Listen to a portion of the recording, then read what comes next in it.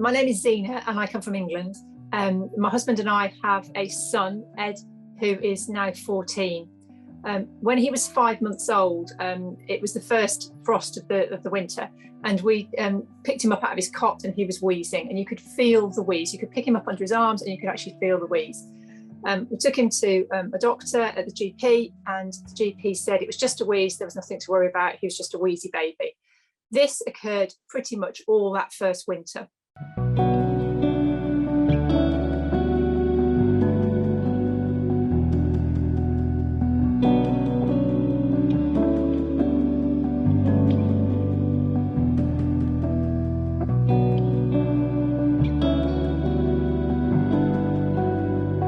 It's just incredibly frustrating because you know your child is ill, but everyone's just telling you it's just a virus. He's just a wheezy child. We were having to adapt our lives and Edward's life to accommodate a condition that we didn't know what it was. We knew it was chronic, but we knew he hadn't got a diagnosis.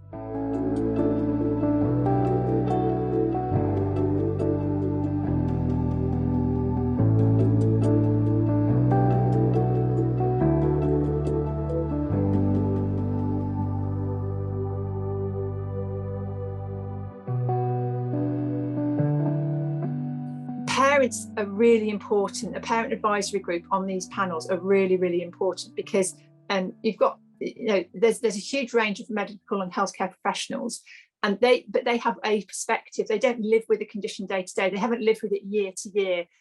For us, if these were in place 10 years ago, it would have made a massive difference. We don't know how much more damage might have been done or has been done because he didn't get the diagnosis, because we weren't treating him with physio as we should have been, or giving him the right medications, or giving him antibiotics as frequently as he needed them, because it was just it's classed as just a virus or a wheezy baby or whatever diagnosis they gave at the time. So it's really important. I didn't realise and fully appreciate how much work goes in. Every one of those guidelines, every one of those points has been debated. There is research behind it. It is amazing. And the panel consisted of everyone from professors of respiratory medicine to physios to respiratory nurses to all sorts of clinicians. But they all had respect for each other, and they all had respect for each other's perspective. And also, different parts of the world treat things differently, or look at things in a different way.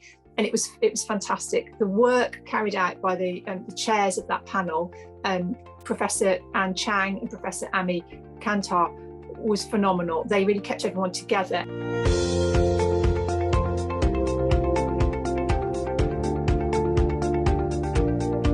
I'm really proud of the document. I'm proud of the input we've all had, but I know I made a difference. And it's only, it might be just one word, but we were debating treatment, and we were debating talking about using physio and how important physio is. And after the diagnosis, physio has been the greatest thing that we've had. My son plays a wind instrument, plays the trumpet. That helps enormously, running, whatever. And it's those little pieces of information which perhaps as a medical professional you might not fully appreciate.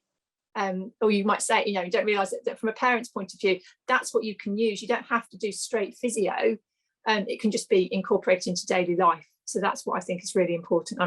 And that's from my point of view, that's what I'm really proud of. I think that the guidelines will help everyone involved in this condition, because they're a pathway, that they're set down. So a parent can take these to the consultant and say, look, I found this on the internet, this is what I need. Or the consultant has a basis to start this on, to start the parents on the journey. And it's that I've said it before, but it's that consolidation of information. It's all in one place. And this is just the foundation. There's loads of work going on in the future, and this is the starting point for that. And that's what's really important, that this isn't just the end. This isn't just, this is it. It's carrying on, and that's really, really important.